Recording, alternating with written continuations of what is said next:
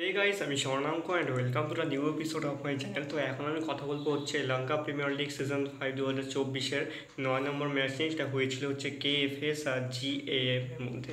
কেএফএস মানে হচ্ছে candy Falcons, আর GAM মানে হচ্ছে গ্যালি মার্বেলস। তো প্রথমে ফার্স্ট ইনিংসে ব্যাটিং করতে নামে হচ্ছে কেএফএস মানে ক্যান্ডি ফ্যালকনস। তারা 20 ওভারে 175 রান করে 7 উইকেটে। চান্দিমাল 1 রান করে আউট হয়। তারপরে অ্যান্ড্রি করে হচ্ছে 50 রান, হাফ সেঞ্চুরি, এবং মোহাম্মদ 0 রানে আউট হয়। কামিন্দো 10 রান করেন, ম্যাথিউস 25 এবং হাসারাঙ্গা 65 রানের একটা দারুণ ইনিংস খেলেন। এবং প্রিটনিস আর ঠিকসানা দুজনে একটা উইকেট নেয়, আর ওডানা 3টে উইকেট, আর জাহুর নয় হচ্ছে 2টো উইকেট। এরপরে যখন গ্যাম মানে হচ্ছে গ্যালি মার্বেলস ব্যাটিং করতে নামে, তারা কিন্তু রানটাকে চেস করে নেয় 17.1 ওভারের মধ্যেই 4 উইকেট হারিয়ে 176 রান করে। এবং 7ই জুলাইয়ের এই ফার্স্ট ম্যাচটা গ্যালি মার্বেলস 6 উইকেটে জিতে যায়।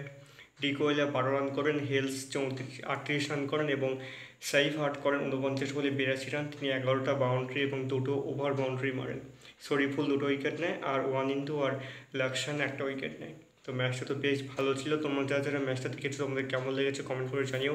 আর আমার এই ভিডিওটা ভালো লেগে থাকলে অবশ্যই চ্যানেলটিকে সাবস্ক্রাইব করতে একদম ভুলবে না।